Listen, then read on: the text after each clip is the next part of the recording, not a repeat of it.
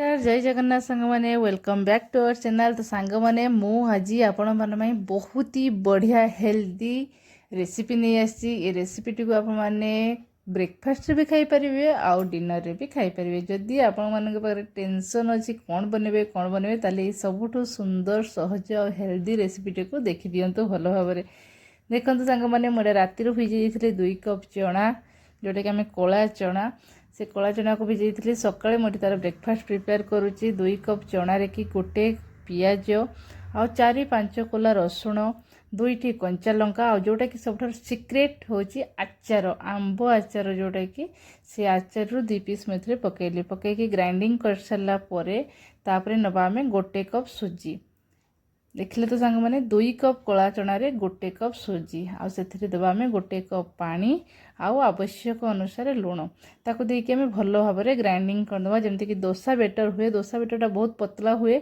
एटा आम बेसी मोटा रखिबानी कि पतला रखिबानी मीडियम थिकनेस रे रखिबा। तो ग्राइंडिंग कर सारा गोटे बाउल आम बाहर कर नवा बाहर कर देकी ताकू आम 10 रु 15 मिनिट ताकू आम छाड़ीदबा 10 रु 15 मिनिट आम घोड़े रखीदबा। तापर मुझे बनई कला चना सहित बनई जह्नी चोपार चटनी जोटार कॉम्बिनेशन एते बढ़िया समस्त एते पसंद आसला बहुत ही टेस्टी।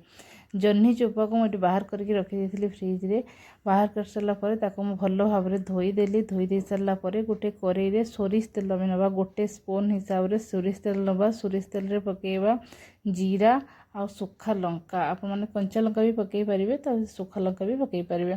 तापर से कौन करवा ना अल्प किसी बादाम आम भाजीदबा बादाम भाजी सारापर जो बादाम टी भाजी आसो से आम पकईबा 4-5 कोला रसुण आ गोटे पियाज ताको भल भाव लाल हवा पर्यंत भाजीदबा और से पकईबा नड़िया नड़िया अल्प क्वांटिटी देवे बेसी नुह कहीं जह्नी चोपार फ्लेवरटा आसवा दरकार से आम नड़िया और बादाम अल्प दबा।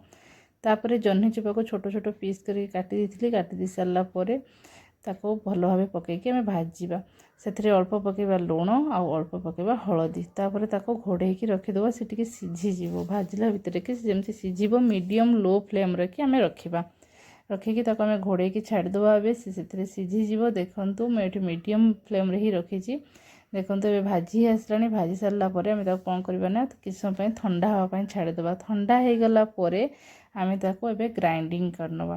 तो सांग मैंने जो सिक्रेट जह्नी चोपार चटनीटा मो माँ मते कही आम आगुरी कौन करते ना जह्नी चोपा को आम जह्नी की खाऊ आ जह्नी चोपा को फोपाड़ी दो कि जानी नी जह्नी चोपार भी एते सुंदर भाव में चटनी हो पारे। आपण मैंने यही चटनी को भात सांगरे खाई पारे रुटी सांगरे खाई पारे चकुली पिठा सांगरे खाई पारे उपमा सांगरे खाई पारे सबुथिरे बेस्ट कॉम्बिनेशन आ बहुत ही बढ़िया टेस्टी लगे पूरा मजादार गोटे चटपटा आसी जाए तार स्वादटा किसी अलग पूरा आप निहाती थे ट्राए करूँ। जह्नी चोपा को जो मैंने फोपाड़ी दौरान निहाती एमती चटनी बन खातु देखिए बहुत ही बढ़िया टेस्टी और पूरा लाल जवाब लगे। तब देखो चटनी तो आम रेडी हो गला। एवं चलते आम बनवा डोसा जोटा कि कला चना को जो ग्राइंडिंग कर रखी थे 10 रु 15 मिनिट हो जाए। गैस रे पैन नवा पैन नहीं कि आम डोसा बनइबा जोटा कि जो कला चनार डोसाटा आम बनाऊँ से डोसा भाया पूरा पतला हेनी मोर जेहेतु टी तावाटा अधिका गरम हो जाता से एमती डोसाटा टी एमती कणा कणा हो गला आपण मैंने किंतु मीडियम फ्लेम रे करेंगे बहुत बढ़िया डोसा बनब। देखो डोसा आमर रेडी हो गला बहुत ही क्रिस्पी होता आउ बहुत ही टेस्टी होता। ता संगे मुझे सर्व करदेली ये जह्नी चोपार चटनी आ ये जो चटनी आप देखुं आप छुंक दे पारे कि मुझे छुंक दे नी मैंने आमर ए रेडी हो गला हेल्दी ब्रेकफास्ट आ स्वादिष्ट भी। भिडियोटी भल लगे सब्सक्राइब करने को जमा भी भूलें। Bye bye.